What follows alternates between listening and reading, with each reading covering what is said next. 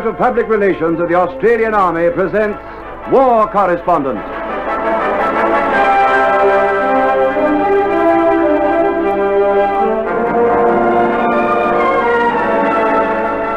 Your name is Mike McCann. You're a war correspondent. For the people of this atomic time who know that peace belongs only to the prepared, you tell these stories of the Australian Army on active service. Your name is Mike McCann, war correspondent.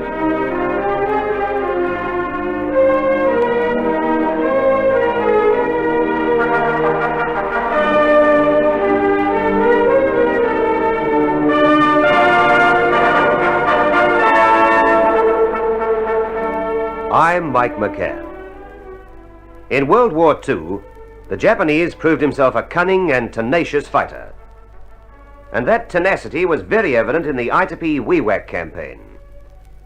The war was running to its end, and the Japanese in New Guinea, particularly along that piece of coast on the Bismarck Sea running from Itapie to Wewak, were gaunt and hungry, facing death by starvation. Evidence had been found of cannibalism in their ranks, and they were known to be living off what they could steal from natives or dig from the ground. But they still fought on, fanatically, desperately. Those Japanese were a serious threat to our communications, and they had to be neutralized, captured or destroyed.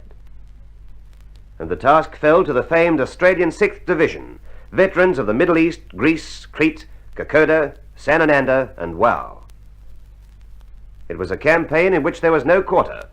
The Japanese had decided, as was revealed by captured documents, to deny this bleak, palm-fringed coastline and rugged, overgrown hinterland to the 6th Division. The Australians were ordered to clear them from it. And that was done. But it was done with great sacrifice and courage. The Australians outfought the Japanese in the jungle, drove them back by hand-to-hand combat, and killed them by tricks learned on a dozen different battlefields.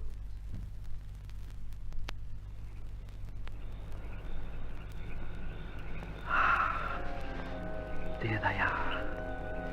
1, 2, 3 Japs. They're half asleep. Now, which one will I take? Yes, he's furthest away. Nanika, I'm coming in. Oh, yes, yes. Do that again and I've had it. Good owl. His mates have told him not to be frightened of his own shadow. Good. Now he's walking closer.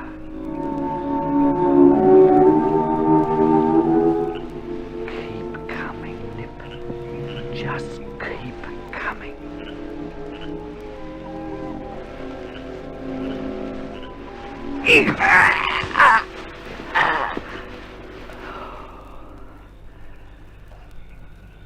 One less.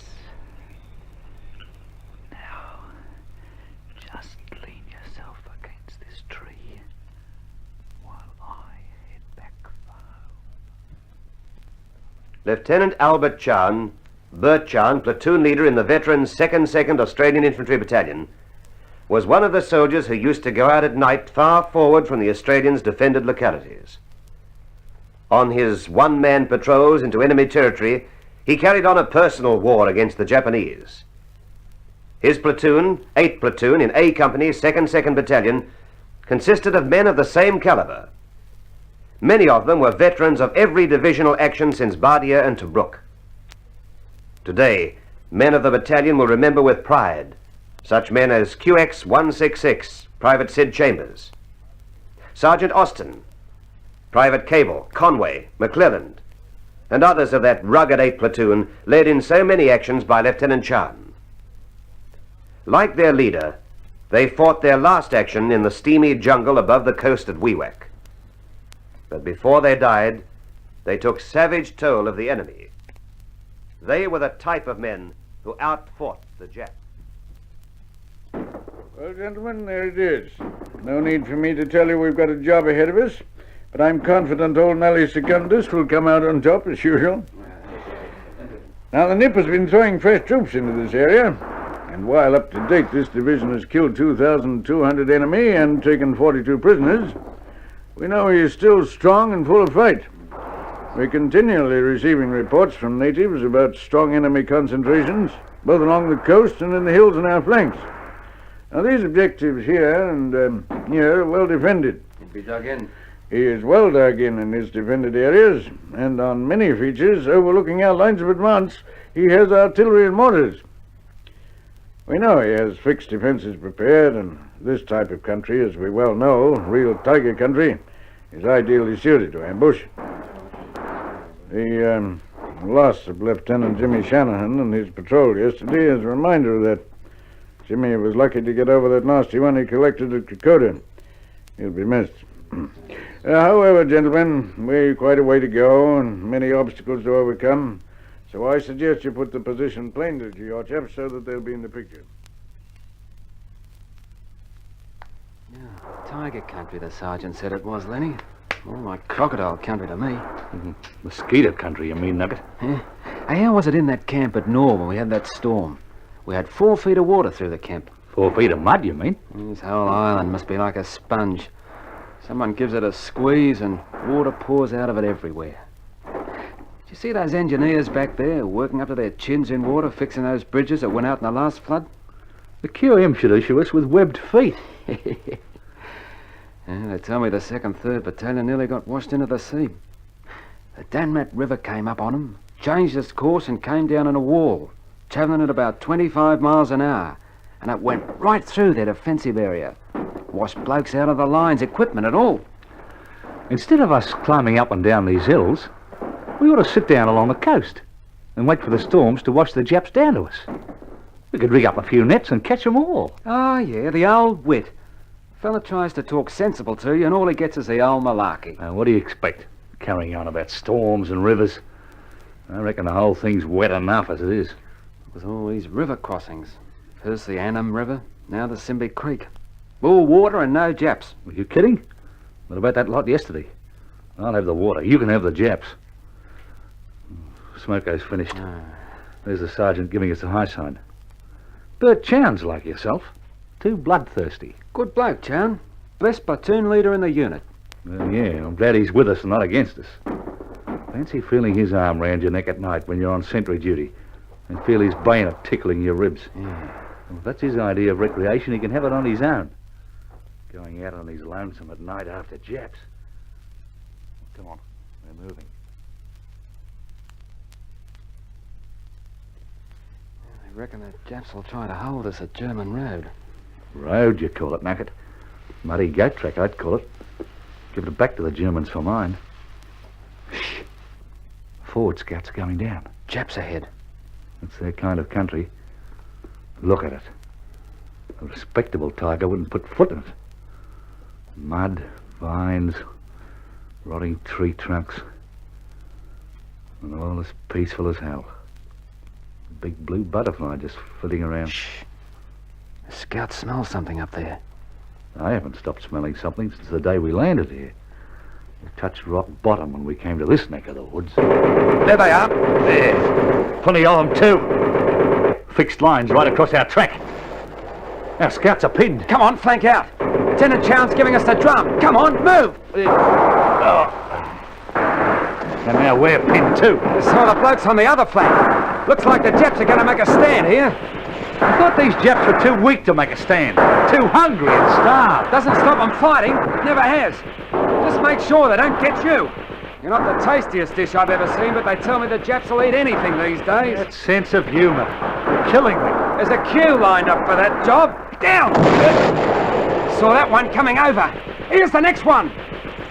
There, closer. Well, the next one should be right on target. Except that the target's moving. Come on, Bert Chown's waving us on. Those Japs might be short of tucker, but not short of ammo. Pound of lead to a square inch just then. Here they come again. At least we upset their range, but not for long by the look of it. Down! Here we go again. Bert Chown's calling the blokes up again. Come on. Another 10 feet. Hey, did you get onto that? Lieutenant Chown's keeping on. He's going right into that Jap position. Oh, up goes one Jap machine gun post. He's stepping right into him. Easy to see he comes from New South Wales. He's going like a front row forward. Come on, he needs some company. Come on, Chowney. Come on, boys.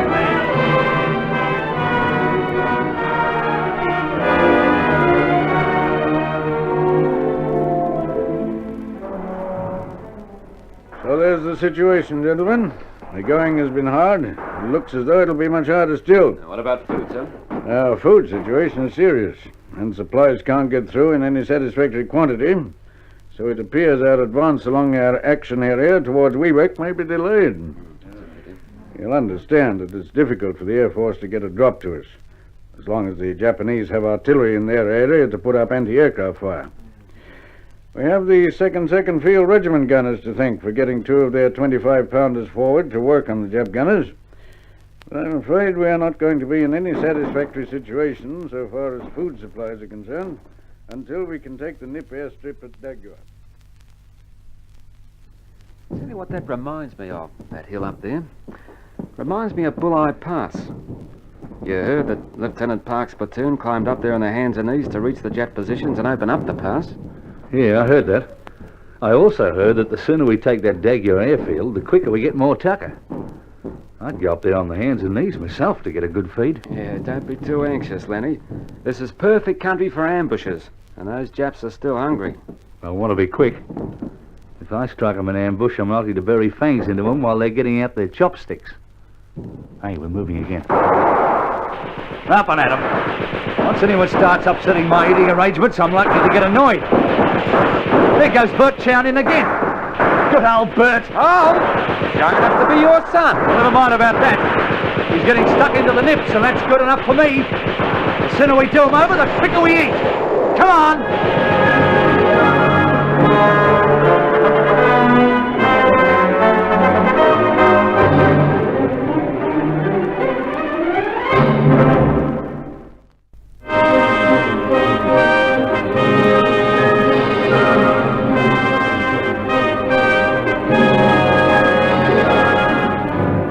Lieutenant Albert Chown had already been awarded the military medal for bravery in an early attack against the Japanese. But his moments of extraordinary heroism were yet to come. The 6th Division pushed along the coast, and Lieutenant Chown's unit, the 2nd Australian Infantry Battalion, took part in the capture of the important Dagua. They found it littered with wrecked Japanese aircraft and equipment, and besides providing a supply point for the advancing Australians, the capture of that airfield had opened the way for the drive along the coast to Wewak. There were still many Japanese on the heights overlooking the inland flank of the Australians, whose penetration along the coast had been so speedy that they bypassed concentrations of the enemy. It was obvious the advance could not continue while the enemy stood poised above the inland flank, with Japanese divisional headquarters and the remnants of 2 infantry regiments ready for action. The Japanese had dug in on 5 ridges overlooking the approaches to the inland country. They held the key heights in that wild, precipitous terrain, with artillery and mortars ranged, fixed defenses in position, and ambush points prepared. And they had to be shifted. B Company of the 2nd Infantry Battalion took up positions on the airstrip to secure it against Japanese counterattack, while A Company moved into the hillside jungle to rout the enemy waiting for them up there on their flank.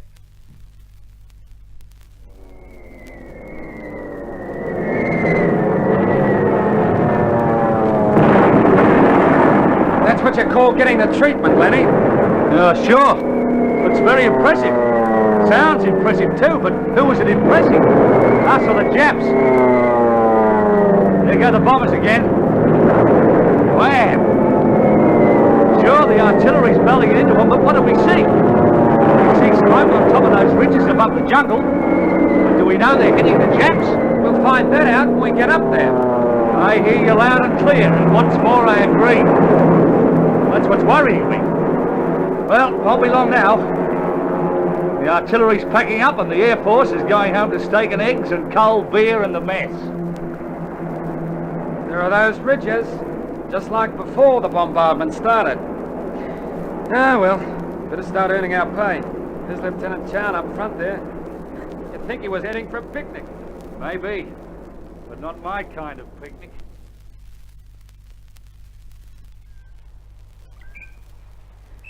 They told us it was good country for ambushes. For mine, they can say that again. This is the jungle to end all jungle. Only thing they haven't got round here is Tarzan. Well, don't be too sure about that. The Japs could have anything hidden around these parts, and you wouldn't know it till you stepped on it. Yeah, wish they'd get on with it. This creeping along makes me nervous. Me too. I've got the feeling that any time a fella can pull aside these creepers and find himself face to face with a Jap. Don't let his gold teeth dazzle you. There it is. As they say in the newspaper reports, contact was established with the enemy by advancing patrols. Now, pass it back. We're moving back.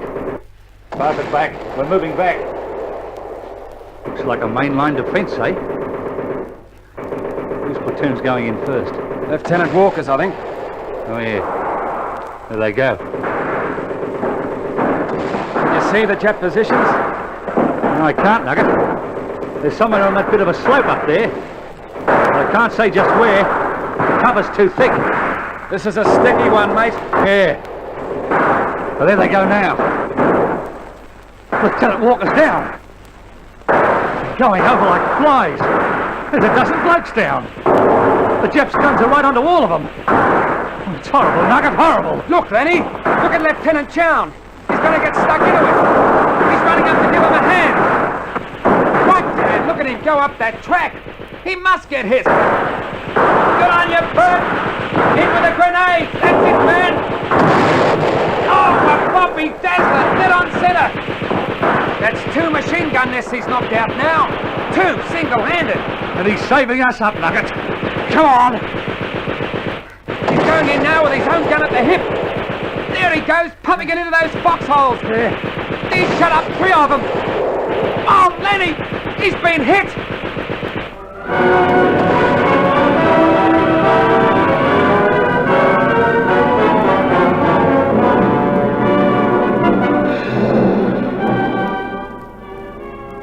Lieutenant Albert Chown, MM, died there on the jungle-covered slope.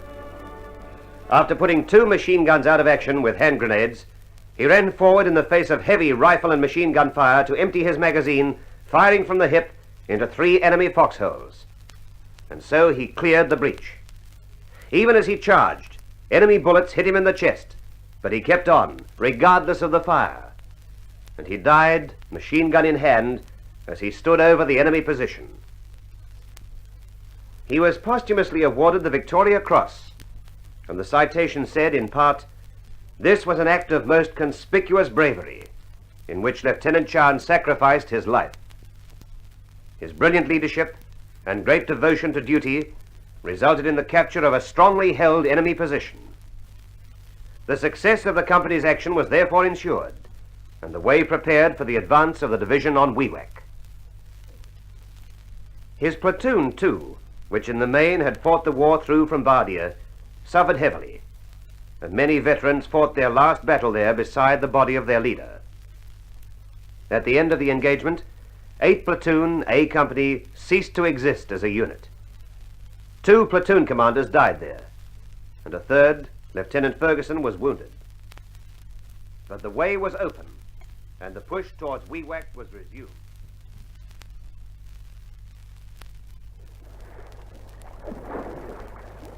This is what the Bungs call the big road. Jungle track, in my language, Nugget. And those boys up there have the right idea. No mud on their boots. Yeah, but if we slip, we hardly dent the dirt. They come down, you gotta dig them out. There they go, the torpedoes. This should be a hungry old war if we didn't have the Air Force to drop some tucker to us now and then. That's provided we can collect the stuff they've dropped. Where are they, Lenny? I'll bite. The only thing I know is that they're somewhere where they can see us. The only thing I can say for certain is that there's Nemoikan village about half a mile ahead of us, and about half a mile higher than us, too. Well, it doesn't look like we're going to take the village tonight. Nah. I see all the signs of another wonderful night out in the jungle. Yeah, well, pass us a spade, Lenny. Looks like this is where we dig in.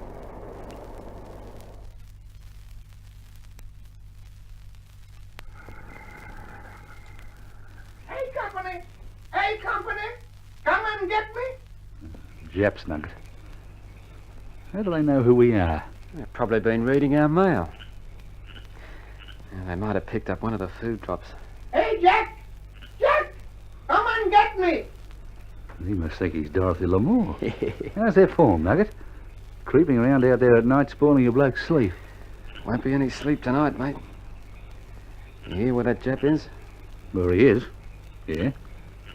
Yeah. Behind us. They've cut us off. They're right around us by the sound of it, trying to talk us into a blue. Here comes the sergeant. You boys okay here?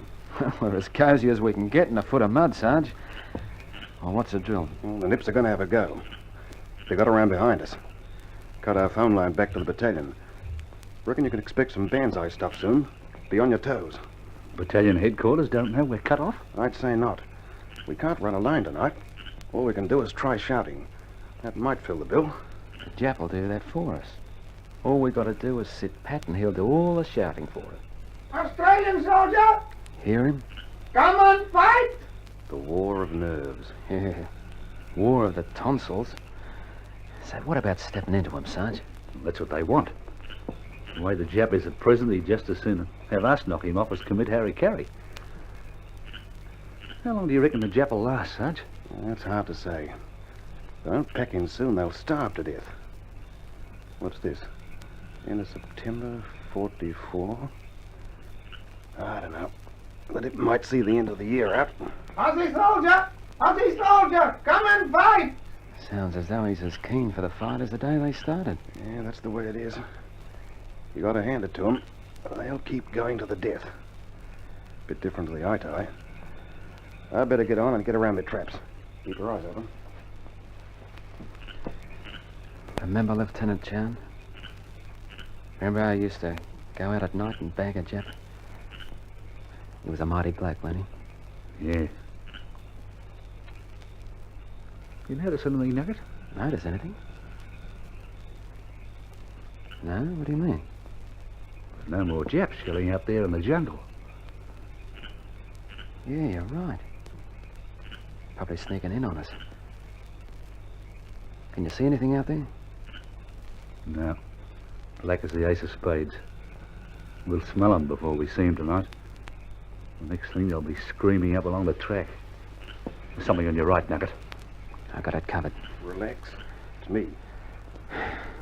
Don't do that too often, Sarge. It's a bit too dark to know who your mates are around here. Where have you been? Scouting around. We're in communication with battalion headquarters again by shouting down the road. Our wires are still out, and the Japs are across the road. We haven't heard that one who was calling out. He shut up about 5 or 10 minutes ago. And you won't hear him again. If he'd spent more time listening instead of shouting, he'd be a whole lot healthier now. You've done him. This looks like becoming a battalion specialty. This creeping out at night, doing over a Jap or two. Fair dinkum, it's too spooky for me.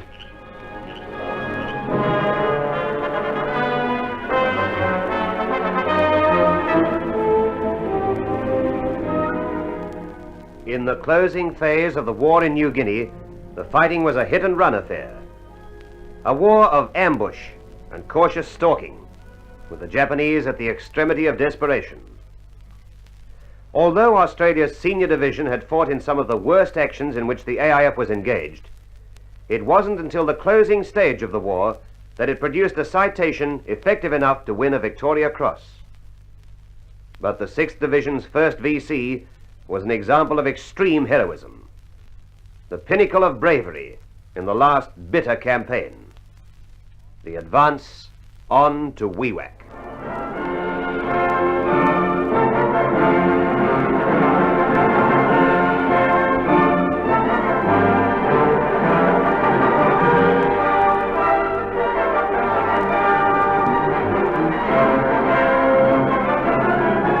War Correspondent, recorded by Robert Peach Productions, is presented for your entertainment by the Australian Army's Directorate of Public Relations.